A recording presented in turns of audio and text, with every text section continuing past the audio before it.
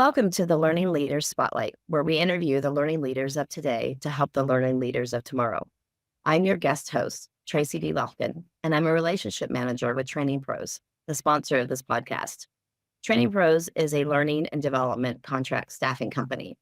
We like to say, when you have more projects than people, let us help you find the best consultants to start your project with confidence.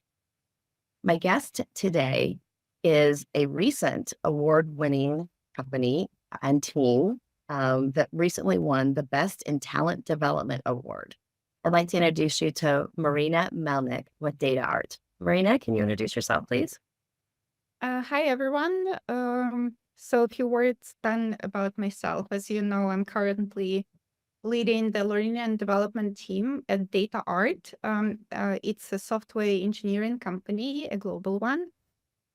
But I started my career as actually a school teacher, and then I transitioned to the role of a university instructor.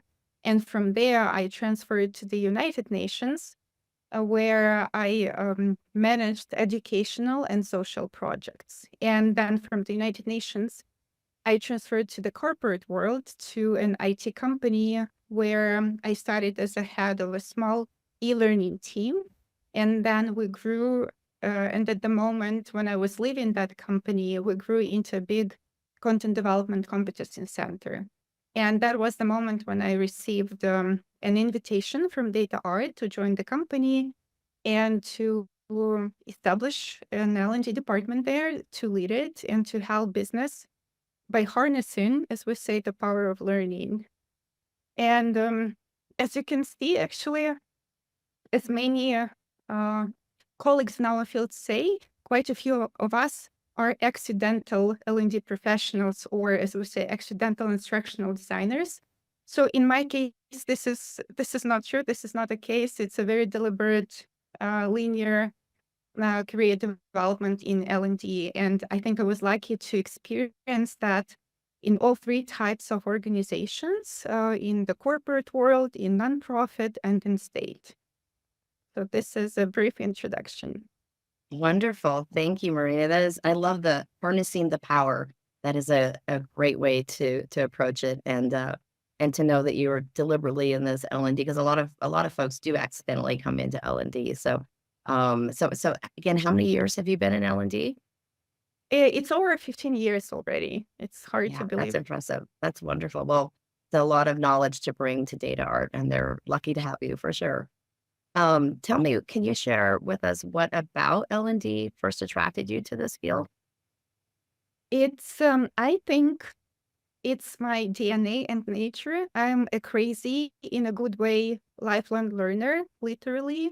I learn continuously. If you like check out my profile, I have like several master's degrees, and I read a lot. I take video courses and ILT, instructor-led trainings, and I just love learning by just watching people, talking to them, like networking and everything.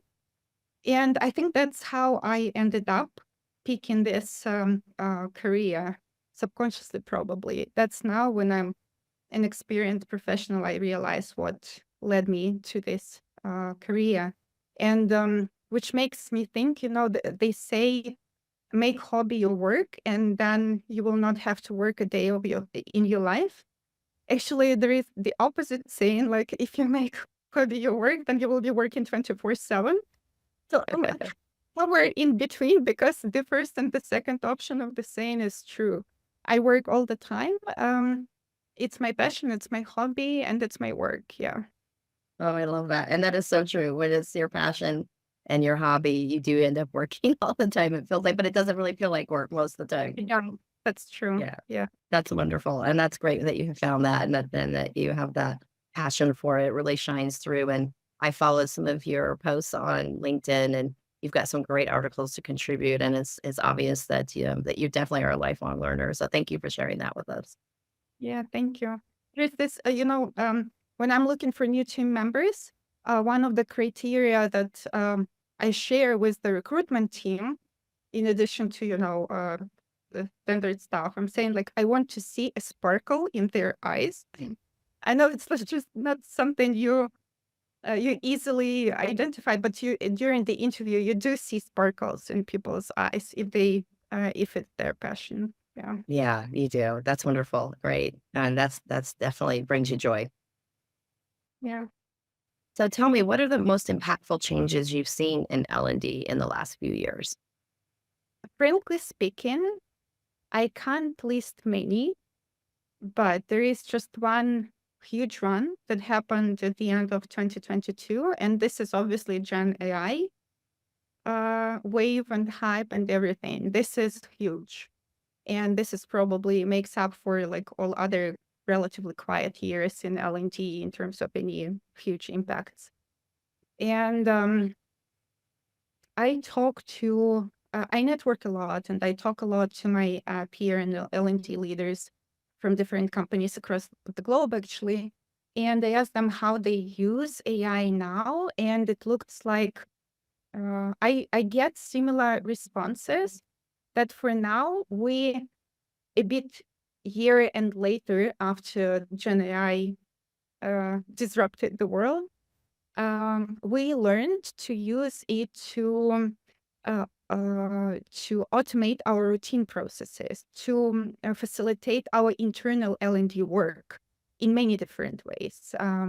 We used GenAI and ChatGPT in particular, right, to design programs, to get like zero drafts of designs of programs, to develop content, to write it, to create evaluations, test tasks, to create videos, audios, and other different assets. So this is a huge disruption and a huge impact that I see nowadays. And it's interesting when I talk to different people in different parts of the world, I heard the same number when I asked, like, how much time do you think it saves your team? And quite a few people mentioned for some reason around 30%. They say, like, at least it saves us at least 30% of our time that we used to spend on routine operational tasks. Yeah. And talking about the impact, so this is the first thing that is directly related to the L&D field. But I would also like to mention another thing. It's the pace of our life.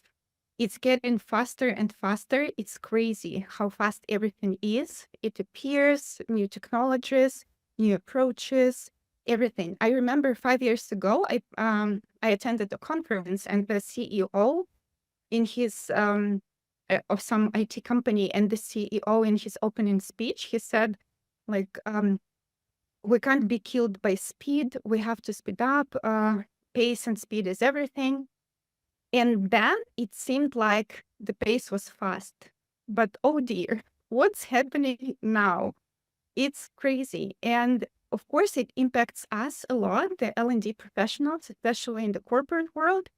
We have to deliver faster. We have to design faster. We have to react faster. Ideally, if we get a request today, we need to be able to launch a program next week in the best case and everything. And this is a big impact if we talk about it.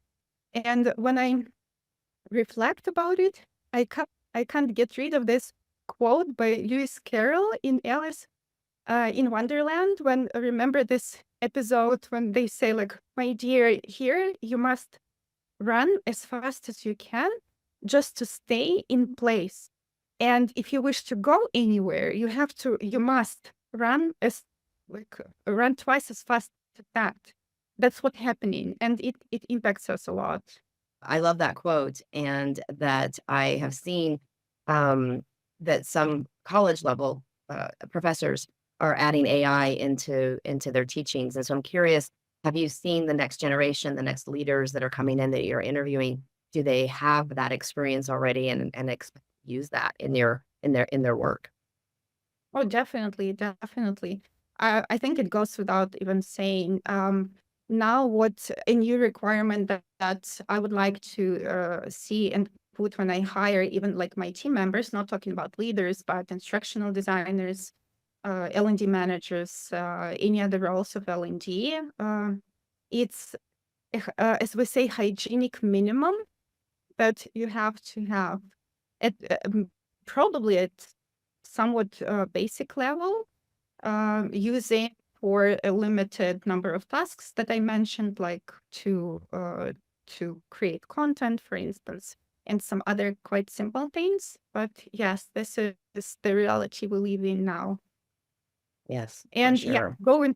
and of course the leader, they have to be AI savvy. You have to Hmm. set Yes, all up to uh, you have to be on the edge of innovation, right? To help yourself with your work, and also to set the example for the team and the company, actually.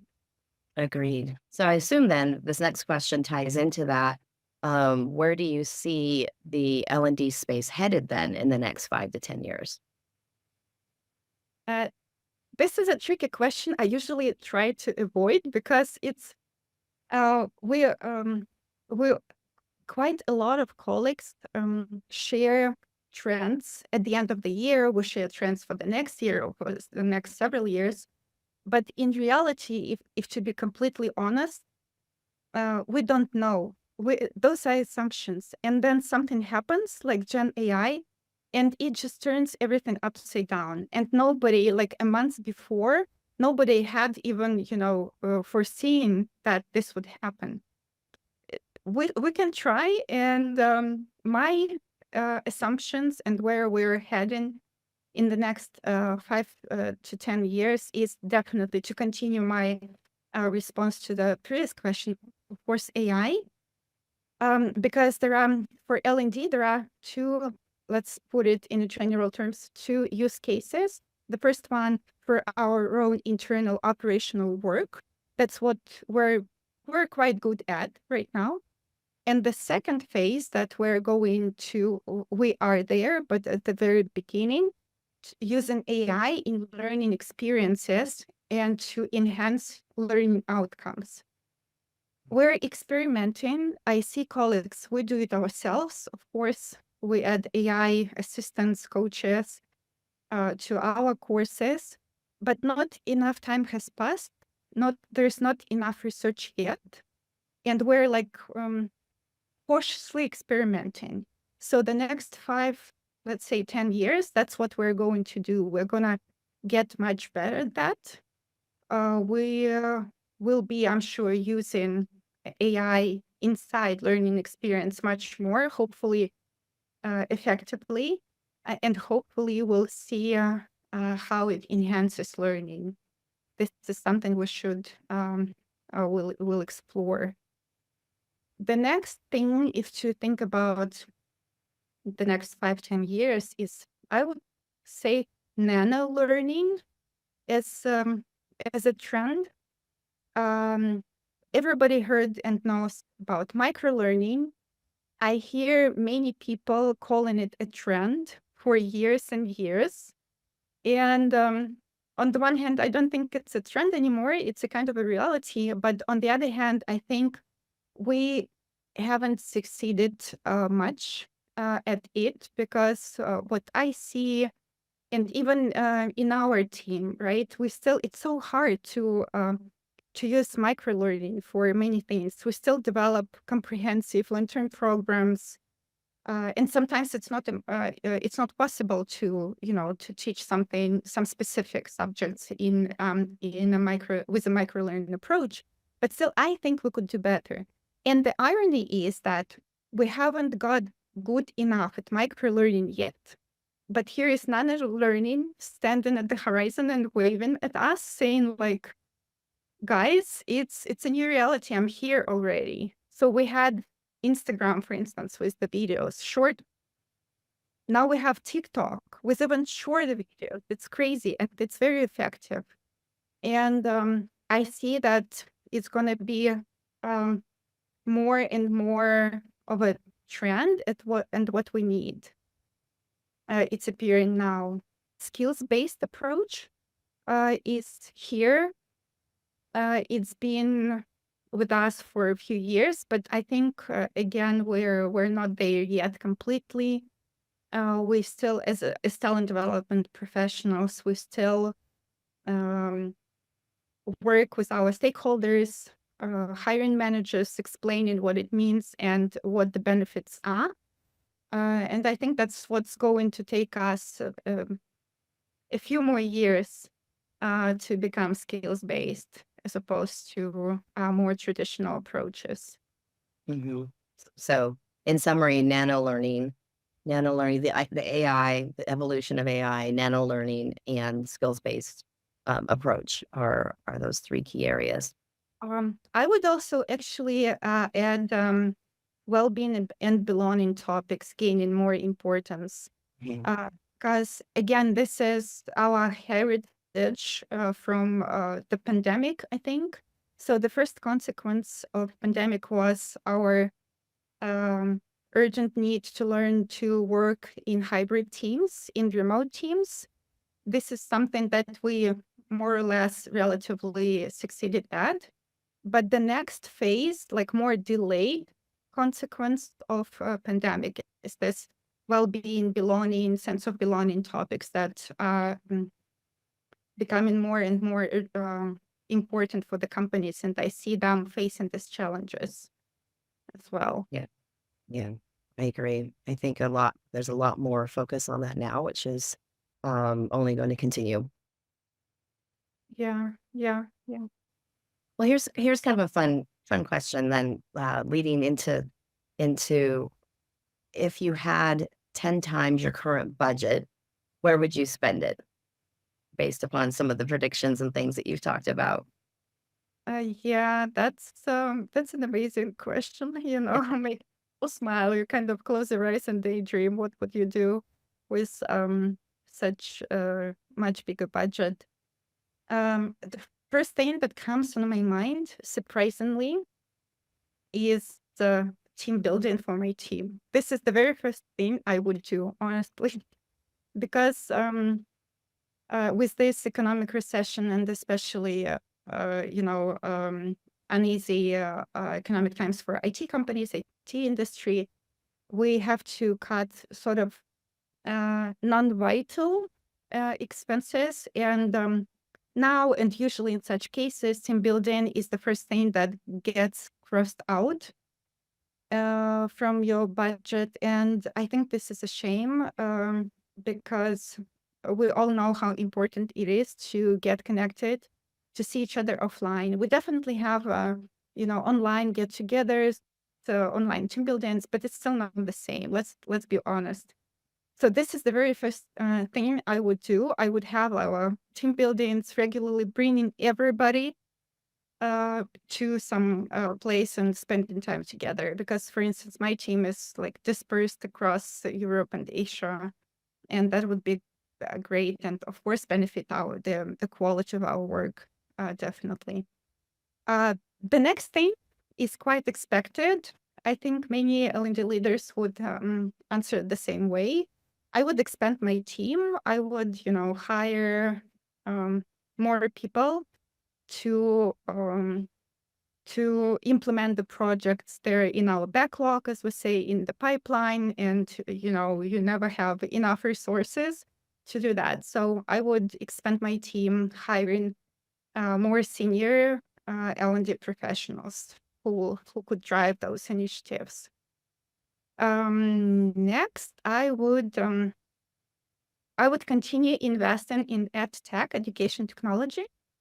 Even though we're really in a privileged position, IT company, you know, we're an IT company. Whenever we need something, we just develop it for ourselves. Any application, it's literally cheaper for us to do it by ourselves than to outsource it or to buy some licenses to some platform.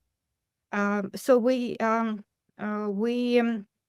do have a technical team who are amazing, and they make our wishes come true very quickly. But you know, this wish list is always endless. Yes.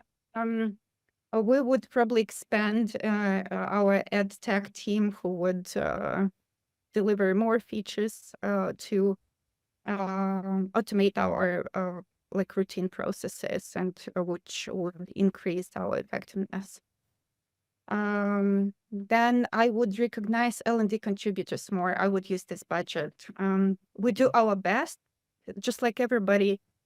L&D team is just the tip of an iceberg, right, of the whole learning ecosystem that any company has. We cannot operate without our mentors, without our course authors, SMEs, right? Without our course instructors.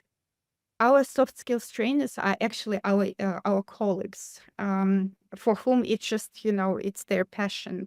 They can be a project manager, delivery manager, and they're really good at soft skills training. So soft skills trainers, our speakers, we have so many L&D contributors, and it's never enough to, recognition is, never enough. And I would invest in that as well. And the last thing, if we talk about 10 times higher budget, then I think I would fit into that. It's not a must, but it's just like a professional aspiration and dream to start holding external networking events for L&D professionals. This is like, it's like a CSR, corporate social responsibility from our side, but for L&D professionals specifically, to contribution to the industry of not corporate, just in general, adult learning. I would love to have such events, offline ideally, online for global ones.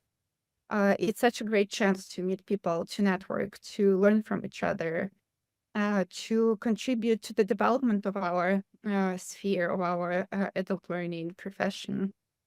Yeah, that's what I would do. Oh, wonderful. So it would really have a major impact then to be able to do something like that and expand. You'd have a large footprint. Yes, yeah. Yeah. Well, one day we'll have this budget. It's always nice to dream, right? Yes. It all starts with a dream. Exactly.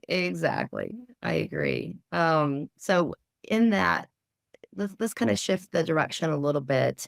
You mentioned though being able to expand, add more to your teams. What skill or role is the hardest for you to find talent for right now? Mhm.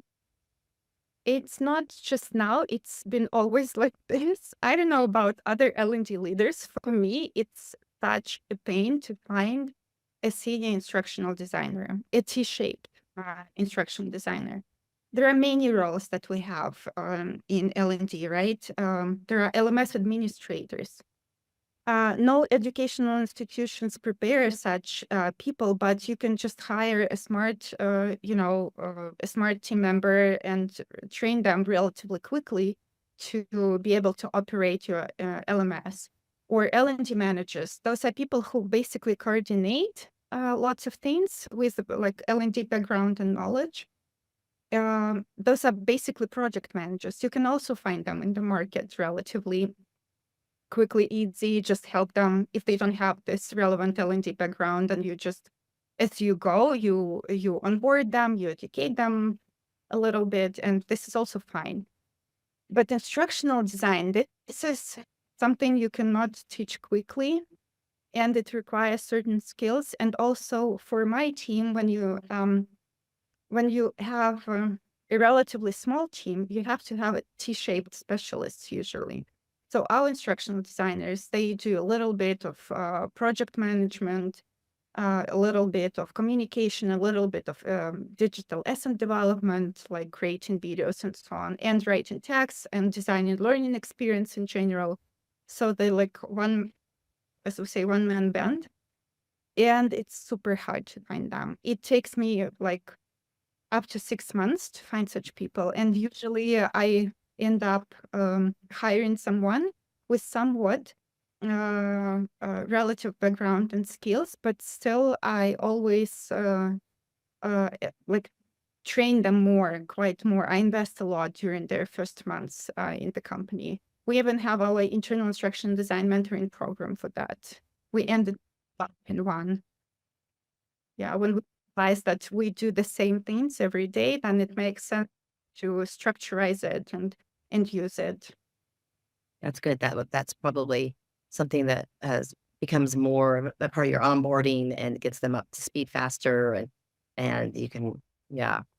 Would you say that that's one of the key challenges or obstacles that your L&D team and yourself are facing? Or are there others that you would like to mention? Speaking about challenges, they're like always the same to deliver faster. Going back to what I said, we're in business, in IT business, and it's just crazy how everything is fast and changes, and we cannot, when I say that it can take us a month to design a program, uh, I do it very softly, and I try not to mention 1 month because it shocks our business stakeholders. It's too long for them, for instance. So this is the challenge we face. We have to run twice as fast to get there. This is a pressure while with like competing priorities and there are never enough people, never enough resources. The more people you hire, the more projects you get, and then you end up again having not enough resources. Yes, that is a common one. Is there anything in particular that works for you or on how to handle that? I'm curious that because that is a common obstacle for many in L&D. There are many different tricks. First of all, you have to prioritize, right?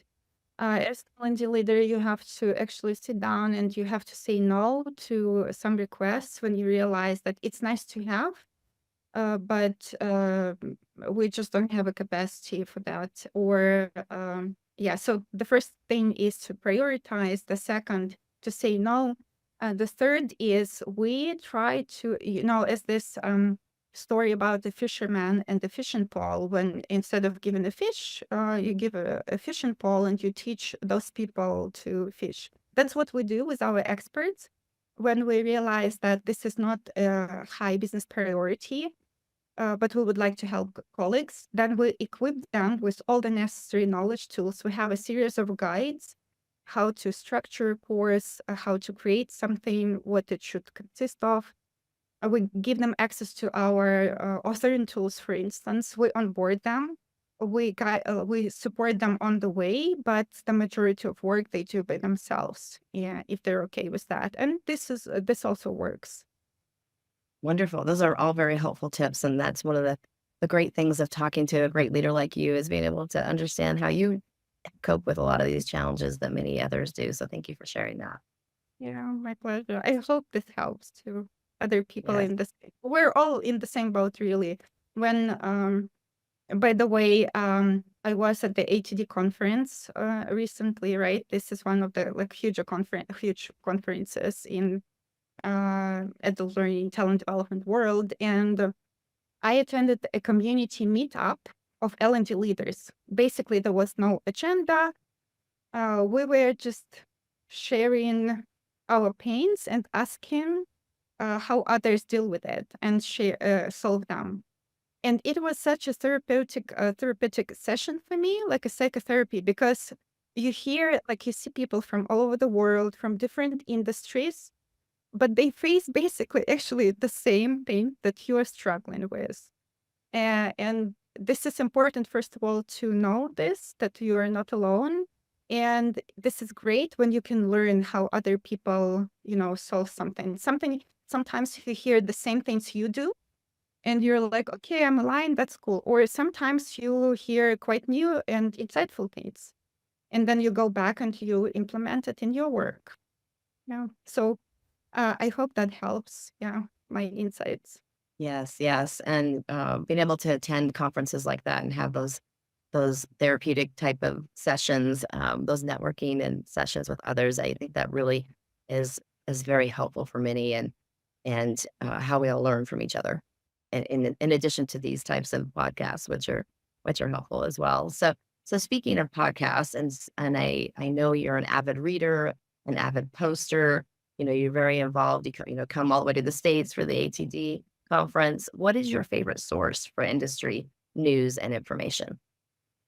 So throughout the years, I kind of came up with my routine for this. I have a whole list of the ways where I get information and how I learn and develop.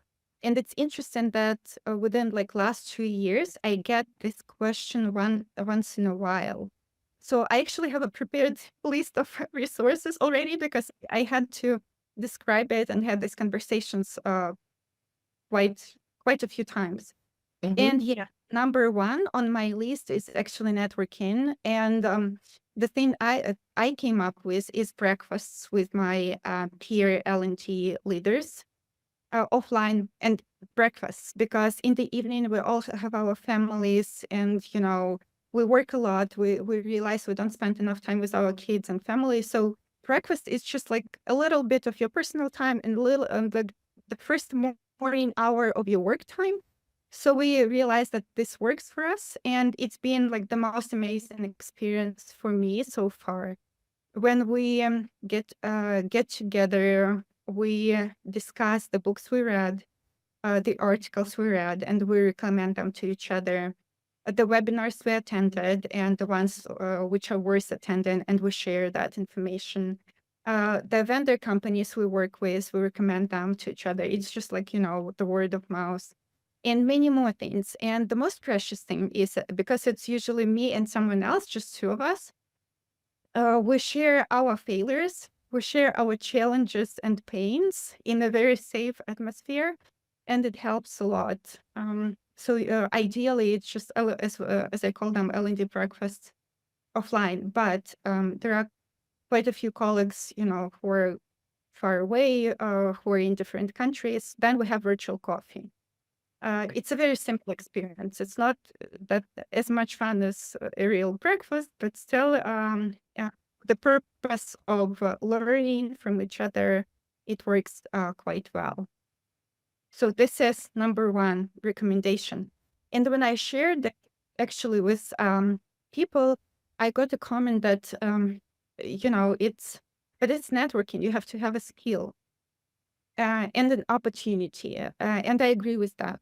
Yes, you have to, if you're just beginning, if you're not that experienced and it's not that comfortable for you, if you see yourself as a leader, networking is skill number one.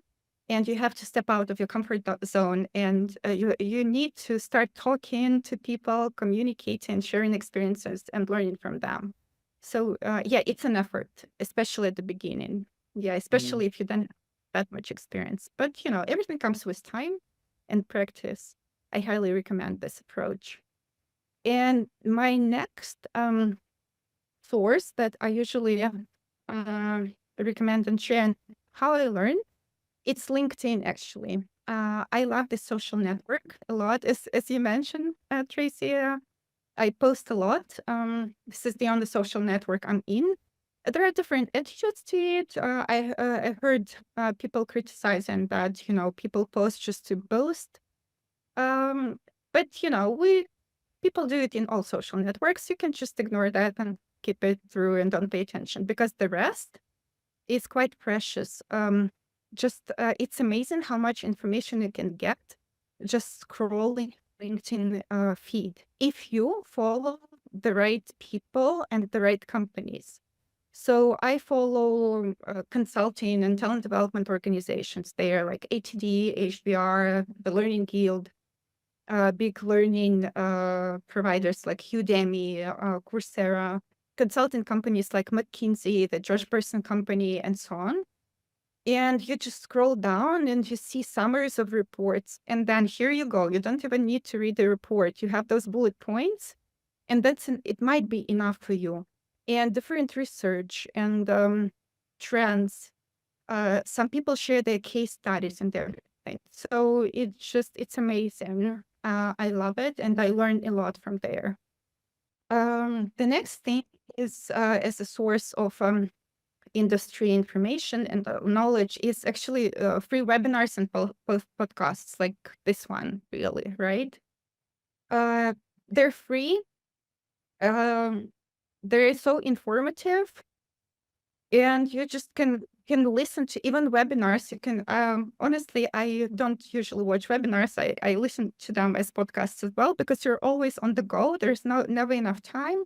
So whenever you're in a car, on a bus, train, waiting in line for something, you just listen to those. And there are so many companies who do that, and they're really good. And again, it's just like yours, for instance, right? then ATD, Learning Guild, training industry, and similar organizations, they have webinars very frequently, and you just read the summary, you read the agenda, you check out the speaker, and you decide for yourself if it's the topic you're interested in. And I get a lot of information from there, basically. And yes, these reports and white papers, there it's like 50-50. Some of them you have to be a member of this specific company to get access to the full report. Sometimes they share full reports. Sometimes reading the summary of a report is also enough. So I love it. I love, for instance, a World Economic Forum, the Future of Jobs report. They issue once in several years, but this is a precious source of information. It's amazing for leaders when you have a high level position and you need to get this overall comprehensive picture. ATD has its state of the industry report, and this is amazing for benchmarking. For L&D leaders, for instance, that's where you get your benchmarks in terms of like how many learning hours per person on average per year companies deliver. And then you look at your hours and you make conclusions, right? And they have very precious data there. LinkedIn Learning, Udemy, Coursera, they also issue reports, which is mostly, of course, related to the usage of their own products by their users. But those are the insights that are precious anyways, because you see the trends, what types of skills people are interested in, and so on. And of course, consulting companies like McKinsey, again, George Person, those are very precious sources of information. Yes, agreed. And you mentioned the podcasts earlier. There's so many great new ones that have launched from people that have been in the learning industry. And our Training Pros is actually sponsoring the Learning Leader podcast. So it's a great place for us to learn from as well, because we are contributors to that podcast, but we also sponsor it. And there's so many wonderful guests that are upcoming that we're looking forward to. And thank you in advance here, or I should say again, for being part of this, because you've imparted so much knowledge with us today. So the last question that I will ask is around I know that you're an avid reader, so it's probably going to be hard to answer this, but what is the one book that everyone wanting to move into L&D leadership should read? Like you said, I read a lot. I read lots of books. But I guess when you like your very first thing, your very first experience is the most that sticks the most in your mind. So I remember my very first book that I read in my L&D leader role. It's actually quite old, talking like 16. It's more than it. I think it's like 16 years old, but it's still relevant. It's very easy to read. It outlines fundamental principles when you take this role, and it's called the Chief Learning Officer. It's easy to remember. It's by Amar Elkels and Jack Phillips. Just one little disclaimer, because it's somewhat old for like nowadays books. You can just skip the technology part because yes, it's just we live in a totally different world. But other chapters are great for those who just take this role of the head of L&D, talent development. So they describe the fundamental principles of developing a learning strategy. They describe the approaches to budgeting, L&D budgeting, how you can budget. Then they share tips on aligning learning initiatives with business goals. They talk about stakeholder management, what kind of stakeholders you might have as an L&D leader, and how to communicate with them based on their specifics, like depending on what type of stakeholders they are. I would recommend starting with this book. Well, thank you so much for appearing on the show today. Thank you. It's my pleasure. And I'm a great learner and I love sharing my experience as well, just like learning from others. Yeah, thank you for having me here. Well, we want to express our sincere thanks. And as a gift to you for being on our show, I'm going to plant 5 trees in your name. Our charity at Training Pros is planting trees around the world, and we've planted over 3,500 trees to date. So we'll plant 5 trees in your name and send you a certificate showing you where they've been planted. And it's just our way of letting you know how much we appreciate it. I love that. I love this is an amazing gift. Thank you. Thank you. And that's this episode of Learning Leader Spotlight.